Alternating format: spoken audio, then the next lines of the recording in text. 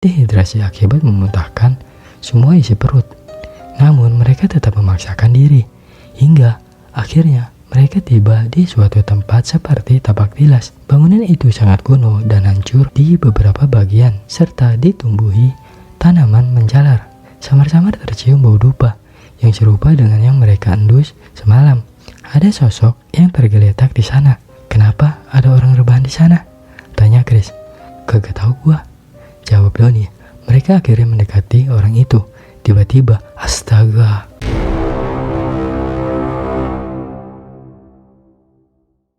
Assalamualaikum warahmatullahi wabarakatuh. Kembali lagi bersama gua Faul. Untuk kalian pertama kali nonton ke video ini, di sini gua menjelaskan tentang cerita mistis, cerita nyata, dan cerita tragedi. Di kesempatan kali ini, gua akan membahas tentang cerita mistis ke Kampung Naga, di mana sekelompok mahasiswa merencanakan untuk libur ke Kampung Naga, yaitu camping ground di daerah Kampung Naga.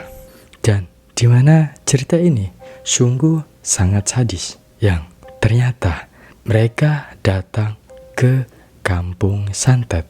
Bagaimana? Penasaran sama cerita mistis Kampung Santet ini? Sebelum kita melanjutkan ke videonya guys, jangan lupa klik tombol subscribe, like, dan komennya. Dan jangan lupa juga nyalakan lonceng notifikasinya agar kalian tidak ketinggalan video terbaru dari gua guys. Oke, kita langsung aja ke TKP-nya. Di sini aja.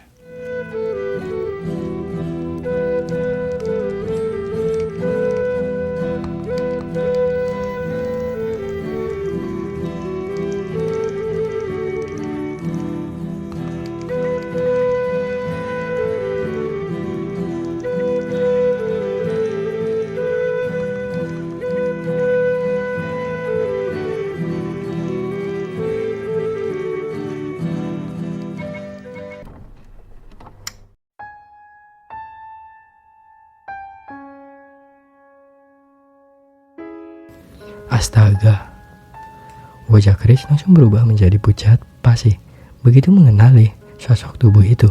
Sementara Donnie, kedua tangannya terkepal erat menahan emosi di dalam hati. Bangsat, siapa yang berani melakukan ini? Ucap Donnie dengan intonasi tinggi. Wajahnya memerah.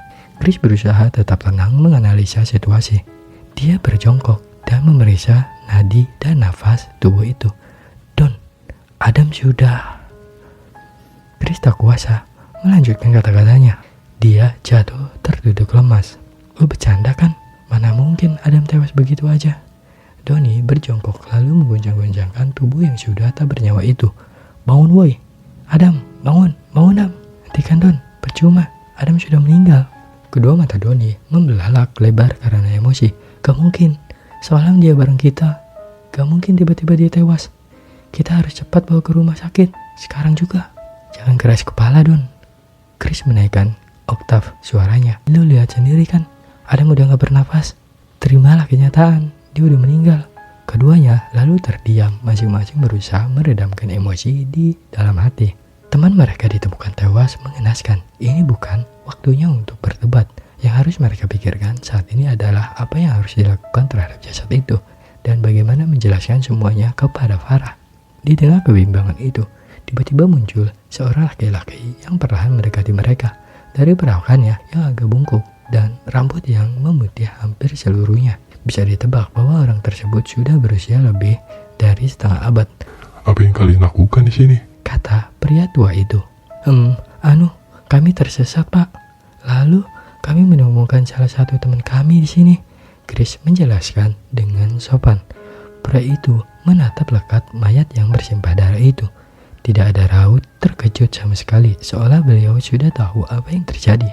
Ayo, bawa mayat itu, ikut bersamaku.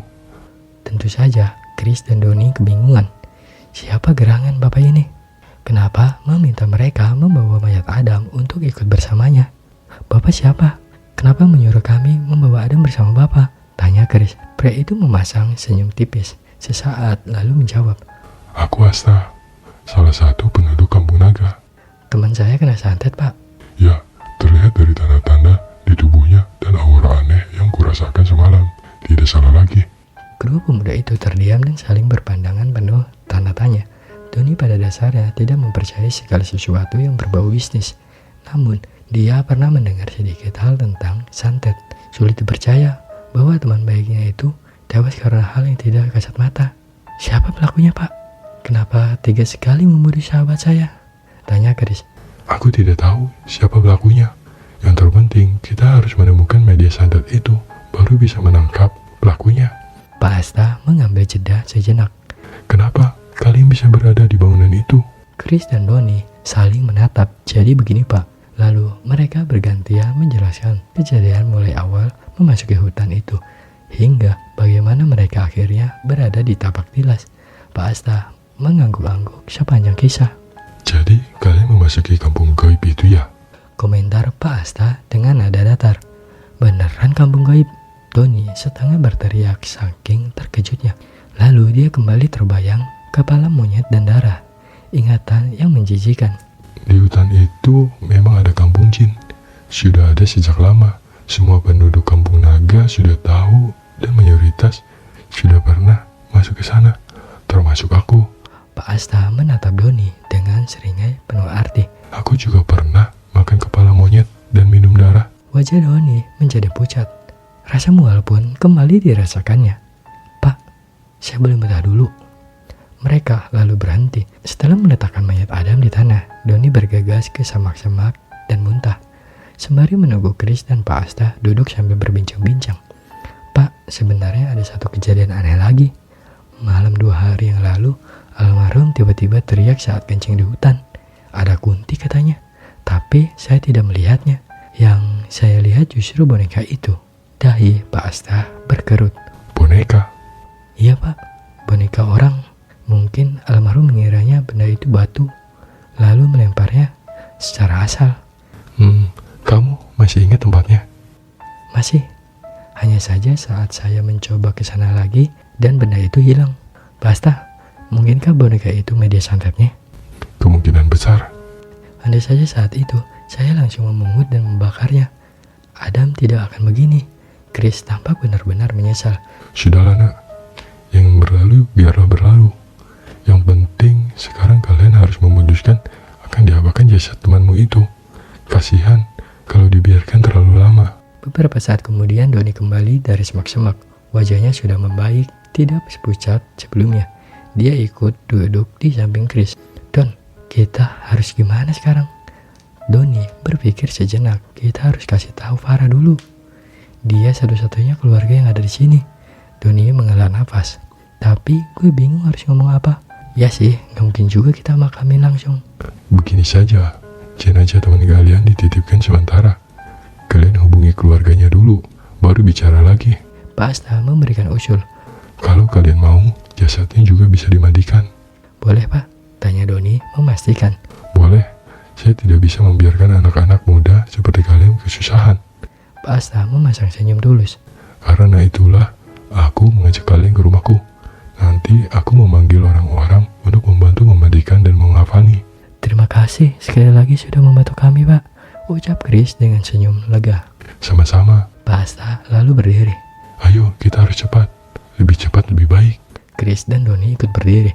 Kemudian mengangkat mayat Adam, kembali mengikuti Pak Asta. Matahari hampir mencapai puncak langit, mengeluarkan aura panasnya yang menyengat hingga membuat Chris dan Doni memandikan keringat di sekujur tubuhnya.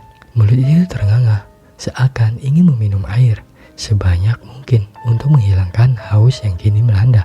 Pak, masih jauh nggak tempatnya? Saya sudah nggak kuat jalan. Tangan saya sudah lemas, ucap Doni. Sebentar lagi sampai kok. Tahan sedikit lagi. Doni mengerang di dalam hati. Dia tidak keberatan membawa jasad sahabatnya. Namun, rasa gerah itu menyiksanya. Teramat, apalagi dia memang belum mengisi perutnya kembali. Pasca muntah, seluruh energi kehidupannya seakan tersedot habis. Kemudian Pak Asta berhenti lalu melangkah ke sebuah mata air dengan pohon besar di atasnya. Tempat itu tampak menakutkan. Hawa negatifnya kuat sekali, apalagi dengan pohon besar itu yang menambah suasana seram. Punten, Ucap Pak Asta sambil mengambil air dengan batok kelapa di tangannya. dan menyodorkan kepada Donnie dan Grace secara bergantian. Alhamdulillah, makasih Pak. Airnya segar sekali, ucap Donnie. Wajahnya sudah jauh lebih segar seakan dia dihidupkan kembali. Ini salah satu tempat keramat, namanya Sumber Kembang Putih. Sekali minum, hilang selamanya hausmu. Ada penjaganya di pohon itu. Selama kamu sopan, tidak bersuara keras, dan tidak berbuat onar, dia tak akan mengganggumu. Pak Asta memasang senyum tipis, sementara Chris dan Donnie bergidik. Mereka masih trauma dengan kejadian kampung gaib semalam. Tidak apa-apa, kalian tidak perlu takut. Air ini air beneran kok, bukan darah monyet. Ayo, tinggal dikit lagi, ujar Pak Asta, lalu memimpin jalan di depan diikuti oleh Chris dan Donnie yang membawa mayat Adam. Tok tok tok tok, bunyi kentungan yang terbuat dari bambu itu memanggil warga desa untuk keluar. Mereka semua berkumpul di depan rumah Pak Asta, dan semua mata itu tertuju pada dua orang baru serta satu mayat bersimpah darah. Mereka bergidik ngeri.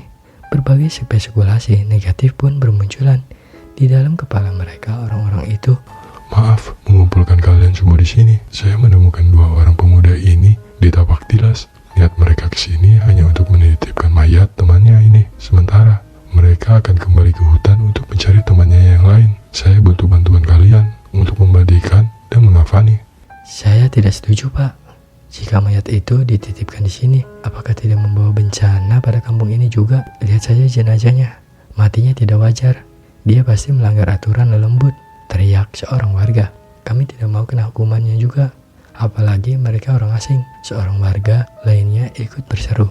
Buat apa kita harus membantu orang-orang kota yang tidak tahu adab? Biarkan saja Pak Asta. Mereka pasti bisa mengatasinya sendiri.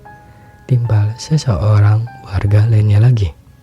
Chris dan Donnie pun tertunduk kepalanya, tidak tahu harus berkata apa. Sementara Pak Asta mendengarkan dengan sabar ocehan-ocehan para warga di depannya. Tenanglah warga sekalian, ini tidak seperti yang kalian pikirkan. Pak Asta menaikkan sedikit oktav suaranya agar bisa memecah kebisingan dari ocehan-ocehan para warga. Memang benar mereka memasuki kampung gaib itu, tapi mereka tidak melanggar aturan. Mereka makan dan minum apa yang ditawarkan di situ. Mereka hanya pemuda malang yang tidak beruntung, dan juga jenazah itu meninggalkannya bukan karena hukuman lelembut, tapi disantet. Bukankah seharusnya kita menolong? Para warga pun memenuhi diskusinya sendiri. Sesekali mereka menatap curiga terhadap Chris dan Donnie. Wajar saja tidak mudah untuk langsung percaya orang asing yang tiba-tiba meminta tolong padamu. Bukan? Baik Pak, kami bersedia membantu.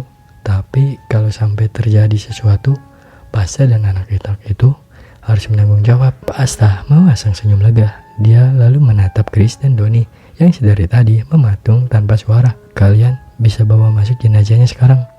Kita harus cepat memandikannya.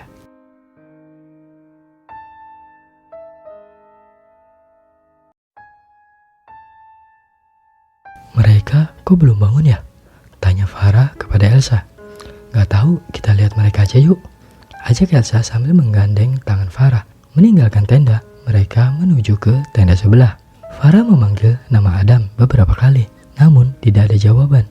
Saat memanggil nama Donnie, Chris, dan Bondan pun tidak ada respon. Dengan tidak sabar, Farah menarik resleting tenda ke atas lalu masuk ke dalam. Kedua mata Farah membelalak lebar dengan nafas yang tertahan sesaat. Ada apa ini? Kenapa ada banyak bercak darah yang berceceran di mana-mana? Elsa yang juga ikut masuk langsung tertunduk lemas dengan wajah pucat pasi. Jantungnya berdebar hebat hingga membuatnya sesak dan keringat dingin mulai bercucuran. Akhirnya, besi darah yang khas membuat kepalanya terasa mengambang dan perut dikocok. Elsa harus pergi ke tempat ini sebelum dirinya menyemburkan isi perutnya. Aku cari angin dulu ya. Perutku gak enak, kata Elsa lalu meninggalkan tenda. Tunggu, Farah berbalik menyusul Elsa. Setelah beberapa kali mengambil nafas dalam, akhirnya rasa pusing dan mualnya mereda. Sedari kecil, Elsa memang paling tak tahan melihat darah. Lo gak apa-apa El? Mau diambilin obat? Tanya Farah sambil memijat pelan bahu Elsa. Elsa mengangguk. Iya. Setelah Elsa minum obat dan beristirahat beberapa saat, mereka berinisiatif mencari keempat lelaki teman mereka. Sebenarnya Mereka tidak yakin bila harus meninggalkan lokasi kemah. Namun kejadian janggal di tenda itu membuat pikiran mereka tidak tenang. Sebenarnya itu darah apa? Kenapa sampai bisa mengotori tenda itu? Kemana keempat teman lelaki mereka? Apa jangan-jangan keempat lelaki itu diserang binatang buas lalu mayatnya dibawa lari? Ataukah dibunuh manusia kanibal yang hidup di hutan ini? Farah menggelengkan kepalanya, mengiyakan imajinasi liar di dalam kepalanya. Di saat seperti ini, dia harus tetap tenang dan berpikir positif. Apa sebaiknya kita balik aja? Aku gak kuat, Elsa berkata dengan suara lirih. Justru, kalau kita tetap di sana, gue gak yakin kita bisa tetap aman. Lebih aman kita harus bergerak seperti ini sekalian. Mencari empat cecunguk itu. Tenang aja, El. Ada gue di sini.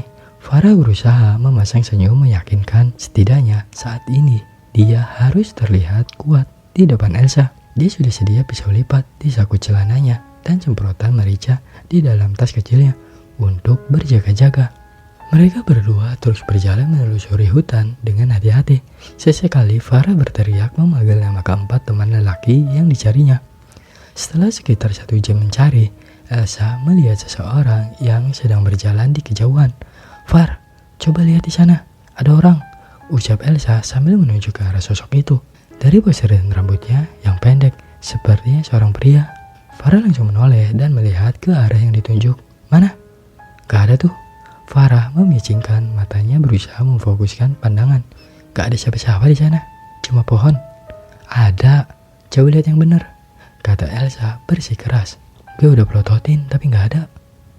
Gak ada orang, El, itu pohon, ujar Farah sambil menyapu pandangan. Barangkali ada sesuatu yang luput dari penglihatannya.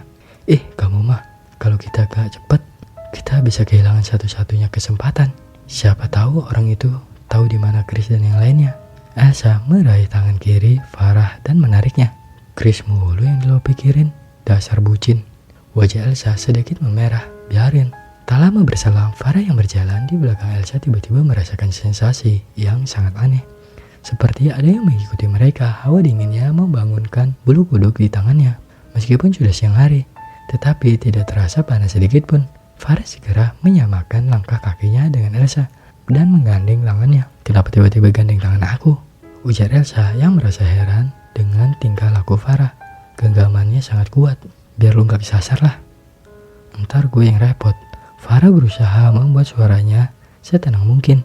Dahi Elsa sedikit berkerut. Tapi gak gini juga kali. Tanganku sakit tahu. Sorry. Farah segera melepaskan genggaman tangannya. Sementara kedua perempuan itu terus berjalan. Ada sesosok dengan sorot tajam menatap mereka dari balik pohon. Suara tawa kecil lalu berkeluar dari mulutnya. Dengan gerakan halus, sosok itu mendekati Farah lalu berkata dengan sangat lirih, tepat di telinga kanannya. Mau kemana? Jantung Farah seakan berhenti berdetak mendengar bisikan yang terasa dingin mencekam di telinga itu. Dia tidak berani menoleh ke belakang. Sensasi dingin itu kemudian terasa pula di pundak kanannya bersamaan dengan tepukan lembut. Farah menjerit lalu memeluk Elsa dengan erat. Kenapa, Farah? Tanya Elsa dengan dahi yang sedikit berkerut. Ayo kita pergi dari sini, cepat, ucap Farah dengan suaranya yang agak bergetar. Kenapa lagi sih? Tanya Elsa keheranan. Ada yang nyapa gue. Elsa menelan ludah. Dia mulai merinding. Jangan bikin tambah parno dong. Kita bahkan belum ketemu Chris dan yang lainnya. Ditambah lagi, kita di tengah-tengah hutan sekarang. Gue gak tahan lagi, El. Sumpah, bulu kuduk gue berdiri semua. Jadi mau balik aja nih. Mana bisa gitu. Udah nanggung setengah jalan. Jadi kita harus bisa temuin mereka. Gimana pun caranya. Farah melonggarkan pelukannya. Kasih gue waktu sebentar. Setelah Farah lebih tenang, mereka berdua melanjutkan langkahnya. Hari semakin sore, namun mereka tidak membuat kemajuan apapun. Diperparah lagi, awan tebal mulai menutupi langit. Sepertinya akan turun hujan. Kok kita kayak muter-muter gini ya? Lama amat sampai di tempatnya. Orang yang tadi juga udah gak kelihatan, ucap Elsa sambil memperhatikan tempat di sekelilingnya yang tampak sama sedari tadi. Mau duduk dulu? Tawar Farah. Boleh. Keduanya menepi ke sebuah pohon yang tidak terlalu tinggi, lalu duduk di bawahnya. Elsa mengeluarkan 2 bungkus coklat dari tas kecilnya dan membaginya dengan Farah. Tentu saja mereka kelelahan dan kelaparan setelah berjalan kaki berjam-jam lamanya di dalam hutan. Tolong! Suara teriakan laki-laki itu terdengar lantang. Farah dan Elsa terlonjak, kaget dan segera berdiri lalu berlari menuju ke asal suara. Itu suara Bondan kan? Tanya Elsa. Farah mengangguk. Kita harus cepat. Kedua perempuan itu terus berlari. Suara itu masih terdengar berkali-kali hingga akhirnya tiba di suatu tebing. Mereka melihat sesosok makhluk besar melempar lelaki bertubuh tambun itu hingga masuk ke dalam jurang. Bondan! Teriak Farah. Tiba-tiba makhluk itu menoleh dan menatap tajam dengan senyuman menyeringai. Dalam sekejap sosok itu menghilang tanpa bekas. Tanpa pikir panjang, Farah segera menghampiri ujung tebing dan berteriak memanggil Bondan. Elsa yang sempat ketakutan melihat sosok berbadan besar itu mengekori Farah di belakangnya. Ternyata memang benar Bondan. Tubuh itu kini tergeletak tak berdaya di dasar jurang. Tangan Elsa yang gemetaran berusaha menutup mulutnya agar tak berteriak histeris. Ini bohong kan? Mana mungkin Bondan meninggal begitu saja seperti itu. Elsa mulai menitikkan air mata. Apa yang harus kita lakukan sekarang? Farah terdiam beberapa saat. Jujur saja Farah tidak merasakan kesedihan melihat Bondan berakhir seperti itu. Yang dirasakan lebih ke penasaran, kasihan. Farah lalu melihat jam tangannya sebentar. Dia harus cepat mengambil keputusan. Tempat ini gak aman. Ayo kita pergi. Ajak Farah lalu menggandeng tangan Elsa meninggalkan tempat itu. Tapi Bondan gimana? Gak ada pilihan lain. Terlalu beresiko kalau kita turun ke sana. Gerimis lalu mulai turun secara perlahan. Untung saja Farah dan Elsa membawa jas hujan plastik dan senter sebelum berangkat tadi. Mereka berjalan setapak demi setapak menyusuri hutan hingga tak sadar waktu sudah memasuki malam hari. Kini hanya senter yang menerangi jalannya itu. Berbagai suara mengisi perjalanan mereka. Mulai dari suara air hujan yang mengenai jas hujan dan dedaunan, katak yang bersuara sesekali hingga suara burung gagak. Semakin gelap suasana semakin mencekam. Ditambah lagi, kini suara-suara aneh yang seolah memanggil mereka berdua mulai terdengar namun tidak dihiraukan oleh Farah dan Elsa. Lebih tepatnya, mereka tidak mau mendengarnya. Keduanya saling mengeratkan pegangan tangan dan meningkatkan kewaspadaan. Kita nggak nyasar kan? Tanya Elsa. Entah, tapi biasanya gue hoki kok. Jadi tenang aja. Jawab Farah lalu memasang senyum menenangkan. Di dalam hati, dia merutuki dirinya sendiri. Tiba-tiba hawa yang menyelimuti mereka terasa dingin mencekam yang membuat bulu kuduk keduanya berdiri. Farah tersandung akar pohon tanaman hingga jatuh ke depan dengan posisi merangkak dan senter yang dipegangnya terlepas. Perasaan Elsa menjadi sangat tidak enak. Farah, kamu gak apa-apa? Farah menoleh dengan cepat tapi ada yang aneh. Ekspresinya menegang dengan tatapan tajam penuh marah. Matanya berwarna merah darah. Dalam sekejap dia berdiri tepat di depan Elsa lalu mencekiknya. Mati! Farah mengeraskan cekikannya. Elsa berusaha melawannya, namun cekikan di lehernya terlalu kuat. Farah, sadar. Tiba-tiba sebuah tawa meledak. Mulut yang terbuka lebar itu memang milik Farah, namun suara tawanya milik sesuatu yang lain. Seperti suara lelaki yang berat dan dalam. Maaf. Elsa mengerahkan seluruh kekuatannya ke dalam sebuah tendangan yang dilayangkan ke kaki Farah, membuatnya berteriak kesakitan hingga cekikannya terlepas. Elsa langsung mundur 1000 langkah menjauhi Farah. Beraninya kau, manusia laknat. Farah mulai mendekati Elsa. Farah, sadar, aku Elsa, sahabatmu. Teriak Elsa sambil terus mundur. Kembali Farah tertawa terbahak-bahak menggelegar seperti guntur. Terlalu cocok untuk situasi saat ini. Gerimis masih terus turun dan malam semakin pekat. Kau harus mati malam ini. Farah menyeringai lebar. Farah, istighfar. Jangan biarkan setan mengalahkanmu. Farah tertawa lagi. Anak ini sudah dalam kekuasaanku. Dengan kecepatan kilat, Farah menghampiri Elsa hingga tepat berada di depannya. Tangannya hendak mencekik lagi, namun Elsa berhasil menghindarinya. Dia mendorong Farah hingga terjatuh, lalu segera berlari. Namun dalam hitungan detik saja, Farah berdiri lalu mengejar Elsa. "Tolong, siapapun, tolong aku." Setelah berjalan kaki sekitar 1 jam, akhirnya Chris dan Donnie berhasil kembali ke perkemahan. Aneh sekali, tidak ada tanda-tanda aktivitas apapun. Mungkin mereka masih tidur. Mata Chris terbelalak begitu menangkap pemandangan yang cukup mengerikan dan menjijikkan ketika membuka tenda. Apa yang terjadi?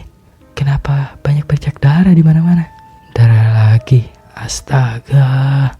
Donnie refleks menutup hidung dan mulut dengan telapak tangan. Semenjak kejadian semalam, Donnie menjadi trauma saat melihat darah. Ingatan tentang kepala monyet yang dimakan terlintas di dalam kepalanya. Dia lekas menjauh. Farah dan Elsa gimana? Chris terlihat panik. Dia segera berlari menuju ke tenda satunya. "Farah, Elsa, kalian di dalam?" Tak ada jawaban. Chris mencoba memanggil mereka lagi. Namun hingga panggilan ketiga tetap tidak ada jawaban apapun sehingga Chris membuka paksa tenda itu. Wajahnya langsung pucat pasi. Begitu menyadari di ruangan tenda itu tidak ada siapa-siapa. "Don, mereka hilang." Donnie menoleh dan menyeritkan dahi. "Serius loh?" Donnie berjalan menghampiri Chris, matanya melebar tak percaya. "Jangan bilang mereka juga mengalami nasib yang sama seperti Adam." Darahnya serasa mendidih, amarah yang dipendamnya semakin berkobar. "Kita harus cari mereka," kata Chris. "Harus, gue pengen tahu siapa yang berani-beraninya nyantet Adam sampai tewas. Dan sekarang ngincer 2 cewek yang gak punya salah apa-apa, pengen gue gorok." Donnie menyeringai. "Jangan sujon dulu. Bisa jadi mereka bukannya hilang, tapi lagi nyariin kita. Kita kan sempat ngilang lumayan lama dari semalam."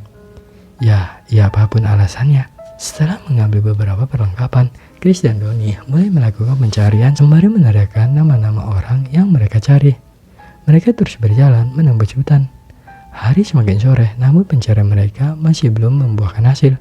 Mereka terus berusaha hingga suara mereka menjadi serak karena terlalu banyak berteriak.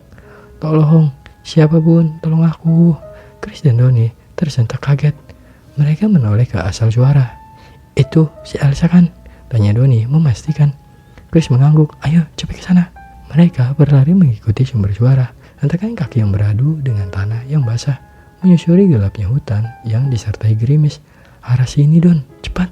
Perasaan Chris menjadi lega begitu menangkap sosok Elsa yang terlihat baik-baik saja. "Tunggu dulu, kenapa Elsa berlari ketakutan seperti itu?" Tatapan Chris lalu tertuju kepada seseorang yang mengejar Elsa di belakang. Wanita cantik yang sudah sangat dikenalnya. Tapi entah kenapa auranya aneh. "Itu Farah kan? Apa yang terjadi?" "Elsa!" panggil Chris sembari berlari mendekat. "Chris, aku tahu kamu bakal datang." "Elsa." Tiba-tiba Farah berdiri menghadang di depan Elsa. Gerakan yang terlalu cepat seolah-olah dia melakukan teleportasi. "Mati." Suara Farah terdengar begitu dingin, mengintimidasi. Dia lalu mencekik Elsa. "Sudah gue duga, gak mungkin ada mati gitu aja gara-gara santet." Sebuah bogem mentah pun mendarat sempurna di pipi Farah, menyebabkannya terpental lalu terjatuh terkapar, menghantam tanah becek. Elsa langsung terduduk. Lemas begitu cekikannya di lehernya terlepas. "Lo udah bunuh Adam, sekarang mau bunuh Elsa. Lo ada dendam apa, hah? Adam, itu sepupu lo. Elsa, temen lo. Lo gila, hah?" Rasanya Elsa ingin pingsan. Wajahnya semakin pucat dengan keringat dingin. "Ini tidak mungkin kan? Sekarang gue mau bikin perhitungan sama lo. Bangun." Farah bergeming. "Bangun, Far." Donnie mengeraskan suaranya, tapi tetap saja Farah tidak merespon apapun. Donnie semakin kesal lalu menaikkan lagi suaranya. "Bangun lu, nyet." Farah mulai bergerak. Perlahan dia berdiri lalu berbalik menghadap Donnie. Dia lalu meraung keras. Farah semakin menjadi-jadi.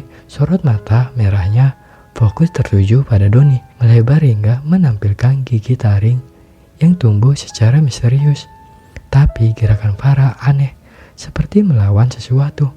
Beberapa kali dia berusaha mencekik dirinya sendiri, lalu berteriak dengan suara besar yang menakutkan. Donnie berdiri bertegukan melihatnya. "Donnie, Farah itu kesurupan," teriak Elsa. Donnie Doni tersadar. Oh, pantas aneh banget tingkahnya. Dipanggil namanya, gak nyaut. Giliran dipanggil monyet, menggila dia. Bukan saatnya bercanda goblok. Chris menyikut perutnya agak keras. Lu bisa ngurukia gak? Mana bisa lah. Doni menghela nafas. Lu pegangin tangan dan kepalanya. Gue kakinya. Kenapa gak lu aja yang pegangin tangan dan kepalanya?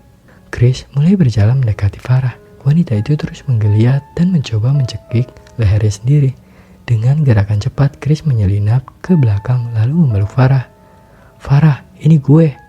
Lo tenang ya, gue bakal bantu lo lepas dari ini. Chris memegangi tangan Farah dengan satu tangan besarnya agar tidak lagi mencoba mencekik. Sementara tangan lainnya memegangi kepala dengan posisi telapak tangan menutup mata Farah. Chris, akhirnya Farah bisa bersuara normal walaupun terbata-bata. Ya, ini gue, jawab Chris lembut. Farah kembali meraung. Tubuhnya kembali menggeliat. Namun Chris menahannya dengan tangan dan batang tubuhnya. Lo pasti bisa menang, Nyet. Kalahkan dia, kata Doni. Tubuh itu lalu melemas lalu jatuh. Chris melepas pegangannya lalu menangkap Farah dengan sigap. Setelah menggila seperti itu, kini Farah tertidur pula seperti bayi. Dengan bantuan Doni, mereka mengapa Farah untuk kembali ke tenda mereka. Apa yang terjadi? Kenapa Farah bisa kesurupan? Tanya Chris. Tadi Farah sempat jatuh dan tiba-tiba ngenyek ke leherku. Elsa memberi jeda sejenak. Awalnya kita lihat darah di tenda kalian. Kita kira kalian diculik atau gimana. Terus kita nyari kalian deh. Terus aku lihat ada kayak bapak-bapak. Kita ikuti tapi malah nyasar. Nah, terus pas istirahat kita mendengar suara Bondan. Lalu kita ikuti suaranya. Ada keanehan. Bondan dibawa makhluk tinggi gede. Terus dia ngelempar Bondan gitu ke jurang. Habis itu ngilang tanpa bekas. Kita nggak sempet turun ke jurang buat cek. Kata Farah terlalu berbahaya. Jadi kita balik deh. Ya Farah kepleset. Jatuh. Tahu-tahu nyekek aku. Hah? Jadi Bondan tewas? Doni dan Chris sama-sama terkejut. Mungkin, jawab Elsa. Jadi si Farah bareng lo terus dari kemarin sampai sekarang? Tanya Doni. Elsa mengangguk. Iya. Chris dan Doni sama-sama terdiam. Mereka saling melirik satu sama lain seolah melakukan telepati. Doni memberi isyarat dengan dagunya agar Chris saja yang bercerita. Jadi gini, waktu kalian udah tidur, kita ngikutin Adam. Awalnya kita ngira itu orang random yang lagi jalan-jalan di hutan apa gimana. Aneh banget sih, makanya kita penasaran, terus ngikutin. Ternyata benar si Adam.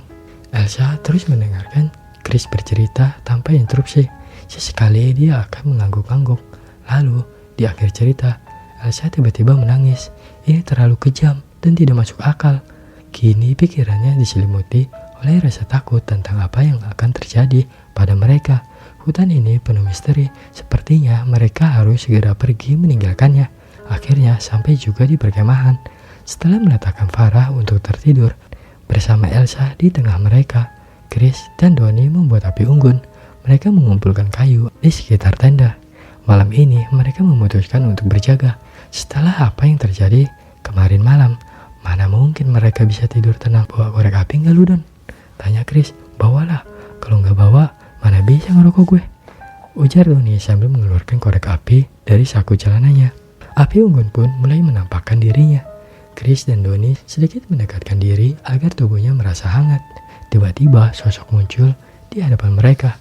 Wanita berkulit putih, pucat, dengan bibir sobek, nyaris sampai di telinga, dan tanpa bola mata, berpakaian terusan putih, dan tercium bau bunga melati yang begitu tajam. Chris dan Doni dibuat terpaku tanpa kata. Wajah mereka yang pucat dengan bulu kuduk yang berdiri sudah menunjukkan perasaan mereka saat ini. Setelah memamerkan senyum lebarnya, sosok itu menghilang dan api kembali menyala. Hingga kedua lelaki itu tak sadar terlelap dalam kelelahan dan ketakutan yang membawanya ke alam mimpi. Sebelum kita berpisah guys, jangan lupa klik tombol subscribe, like, dan komennya. Dan jangan lupa juga nyalakan lonceng notifikasinya agar kalian tidak ketinggalan video terbaru dari gua guys. Assalamualaikum warahmatullahi wabarakatuh. See you next video.